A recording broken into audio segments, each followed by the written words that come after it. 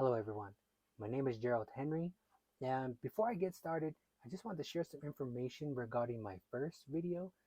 So, in the process of getting my video out there, I was able to connect with new people. And it was pretty cool because I was able to encourage their faith and they encouraged mine at the same time, which is pretty cool. And on one occasion, I was able to share the word with one individual, but well, I can't really say I did it. I'm going to say that God was able to reach him. Also, I am trying to get a new video out every week. And honestly, I'd rather be here sharing God's word with you than having to clock in or clock out for someone else. But basic necessities still have to be paid for. So I want to remind everyone about my GoFundMe account in the comments, or you can subscribe. Either way, I could use the help.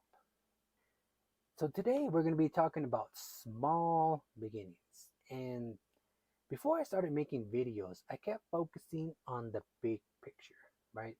I kept looking at everyone else's accomplishments, popular preachers on TV, on the radio, their huge church buildings preaching to large crowds.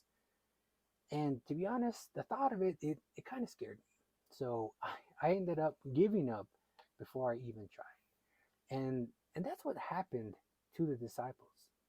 It probably happened to them a couple times.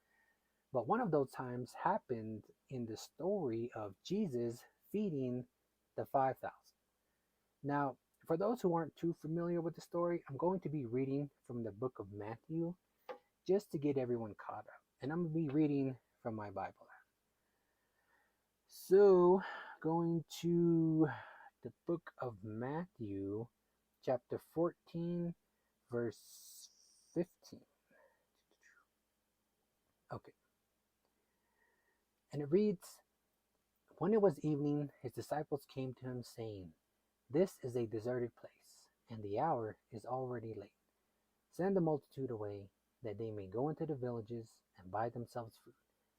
But Jesus said to them, 'They do not need to go away. You give them something to eat.'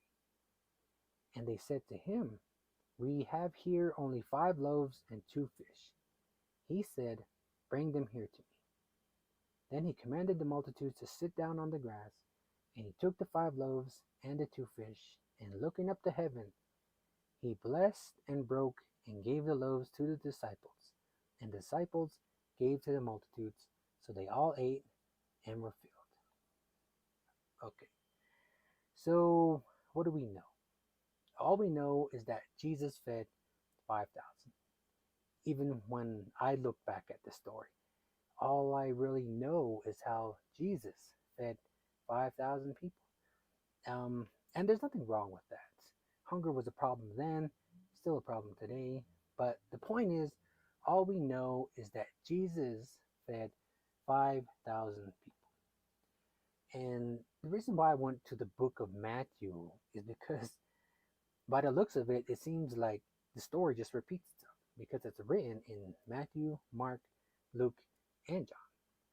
But the Lord showed me something, and it's something I want to share to you. And it relates to the big picture. The big picture, which I mentioned earlier, the one I allowed to defeat me. And it defeated me the more I thought about it, right? The more I thought about something bigger, too big for me to handle. So, how does the story of Jesus feeding the 5,000 relate to small beginnings? Because all we know is how Jesus did it, how Jesus himself fed 5,000 people. So imagine a crowd of 5,000 people. That is a lot of people. And the 5,000 people, that's the big picture. But the Lord showed me that things actually started off on a smaller scale. Now that everyone is caught up and we're all on the same page about Jesus feeding the 5,000, when we go into the book of John, and instead of focusing on Jesus, which sounds a little weird, we're going to be focusing on the disciples. And you'd be surprised how much we can relate to the disciples because we're only human. We don't get it right the first time. For some of us, we don't get it right all of the time. So going to John chapter 6, I'm going to be reading verses 3 to 6, and I'm going to be skipping verse 4. So it reads, "And Jesus went up on the mountain. There he sat with his disciples. Then Jesus lifted up his eyes, and seeing a great multitude coming toward him, he said to Philip, 'Where shall we buy bread, that these may eat?' But this he said to test him, for he himself knew what he would do." Okay, so we're going to be going back to verse 3. And, and Jesus went up on the mountain, and there he sat with his disciples. Stopping right there, here we see that Jesus and his disciples are up on a mountain. And going to verse 5, then Jesus lifted up his eyes and seeing a great multitude coming toward him. Stopping right there. So at this point, we know that Jesus and his disciples are up on a mountain, and a large crowd is coming towards them. So Jesus sees the multitude. And if we continue on, Jesus turns to Philip. And it says, he said to Philip, "Where shall we buy bread, that these may eat?" But this he said to test him, for he himself knew what he would do. So Jesus sees the multitude. He knows what he is going to do. Jesus knows what he is capable of, that the people are in good hands. But he turns to his disciples and he asks them, "What shall we do?" And what did the disciples say? So we go to John 6:7. Philip answered him, 200 denarii worth of bread is not sufficient for them, that every one of them may have a little. So one of the disciples has an answer. He is saying, we have money, but it's not enough. And going to the next disciple, one of his disciples, Andrew, Simon Peter's brother, said to him, "There is a lad here who has 5 barley loaves and 2 fish, but what are they among so many?" So Peter says, we have some food, but it's not enough. So what do we know so far? Jesus sees the multitude. Jesus knows what he is going to do. The disciples see the multitude and they don't know what to do. Remember, it's 5,000 people. And Jesus turns to the disciples and asks them, "What shall we do?" So we know that Jesus is calm. But what about the disciples? The disciples had to have seen the multitude, probably looked at each other, then looked at what they had, and most likely looked back at the multitude again. However they looked at it, they couldn't help but admit that they do not have enough. So a large crowd is coming toward them, and Jesus says, "What shall we do to feed the people?" So remember, I was saying earlier, we're not going to focus on Jesus, we're going to focus on the disciples.